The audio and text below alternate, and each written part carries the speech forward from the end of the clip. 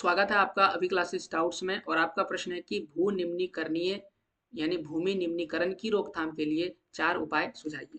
भू निम्नीकरण, पहला उपाय सुन लीजिए। अत्यधिक सिंचाई भूमि को लवणीय व क्षारीय बना देता है। ज्यादा सिंचाई कीजिएगा, ठीक है। पानी ज्यादा डालोगे खेत में तो बार बार आप खेती कर रहे हैं, अभी गर्मी का मौसम में भी आप खेती कर दीजिएगा सिंचाई करके, तो ये क्या करेगा, लवणीय और क्षारीय बना देगा भूमि को।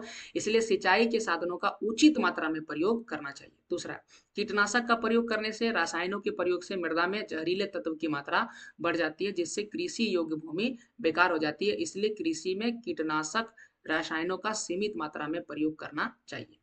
तीसरा, जल संभरण प्रबंधक द्वारा भूमि निम्नीकरण को कम किया जा सकता है। जल संभरण ये उपाय है वर्षा जल को बचाने का।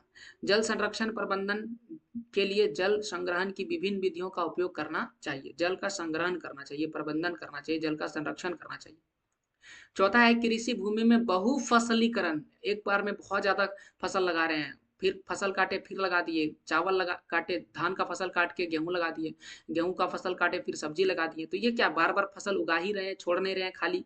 तो ये बहुफसलीकरण है, इसे कम करना चाहिए ताकि भूमि प्राकृतिक प्रक्रिया से अपने उपजाऊपन को पुनः प्राप्त कर सके। इसके साथ ही जो दलहनी फसल है, दाल का फसल, ये जो है मिट्टी में नाइट्रोजन की मात्रा को बढ़ाता है। इसीलिए हमें दलहनी फसल को ज्यादा बढ़ावा देना चाहिए। तो अगर आपने धान का फसल लगाया है तो इसके बाद आपको एक कोई भी दाल का फसल इसमें लगाना चाहिए, ठीक है।